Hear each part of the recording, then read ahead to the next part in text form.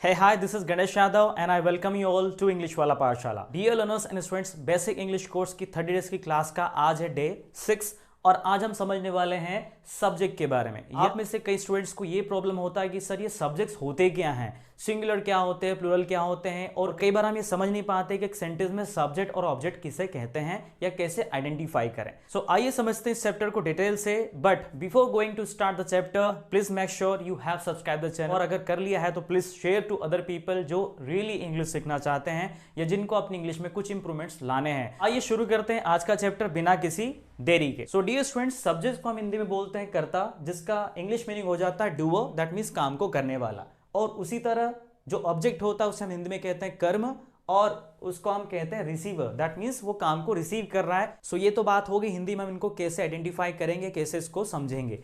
Now let us go for some more details. So as you know very well कि subject को हम दो part में divide करते हैं, दैट मीन्स सब्जेक्ट के दो पार्ट होते हैं, दो प्रकार के सब्जेक्ट होते हैं इंग्लिश में।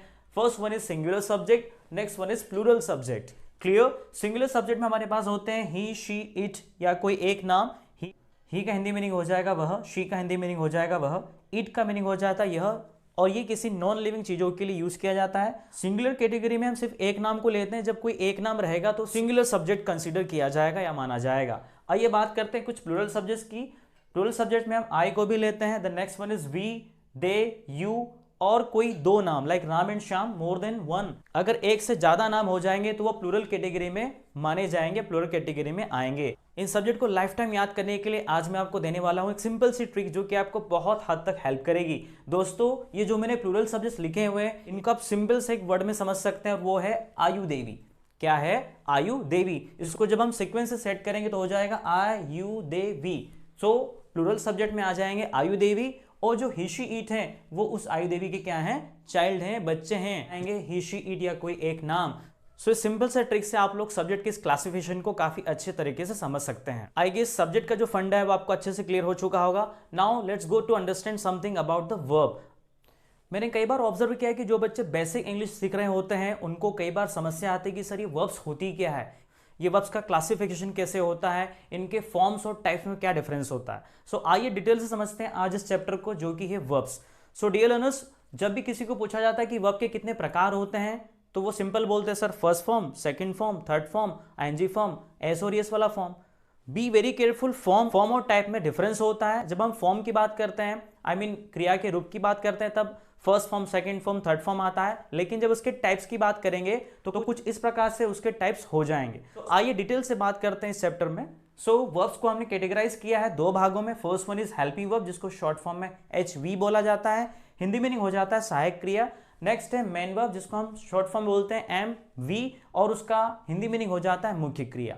हेल्पिंग वर्ब की कैटेगरी में हमने लिया है टेंस को और मॉडल को। जो भी टेंस की वर्ब्स होती हैं वो हेल्पिंग वर्ब में आ जाती है। हेल्पिंग वर्ब में मॉडल वर्ब्स को भी लिया जाता है।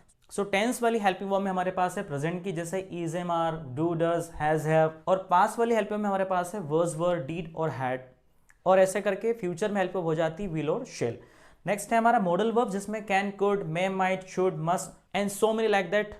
सो ये तो बात हो जाती है हेल्पिंग वर्ब की। Now let us understand something about main verb. Dear learners, main verb का सिंपल सा रिलेशन है एक्शन वर्ब्स से। Action verbs mean like go, come, fly, watch, eat, take and so many like that, और इनके ही form होते हैं, like go का second form went, then gone, then going and so, और इनके ही फॉर्म्स होते हैं first, second, third, like go, went, gone, है ना। सो ये कहलाती है हमारी एक्शन वर्ब्स। सो इनको हम एक्शन वर्ब्स इसलिए कहते हैं क्योंकि इनके नाम से, इनको बोलते से लगता है किसी एक्शन का सेंस आ रहा है। जैसे गो मीन्स जाने का एक्शन समझ में आ रहा है, कम मीन्स आने का एक्शन समझ में आ रहा है, इसीलिए इनका नाम एक्शन वर्ब्स दिया गया है। और मेन वर्ब्स की कैटेगरी में भी दो प्रकार की कैटेगरी होती है। First one is transitive verb and second is intransitive verbs. हमारी आने वाली क्लासेस में ट्रांजिटिव और इंट्रांजिटिव वर्ब्स को डिटेल से समझेंगे। सो आई गेस आप लोगों को वर्ब्स और सब्जेक्ट से रिलेटेड सारे डाउट्स क्लियर हो चुके होंगे।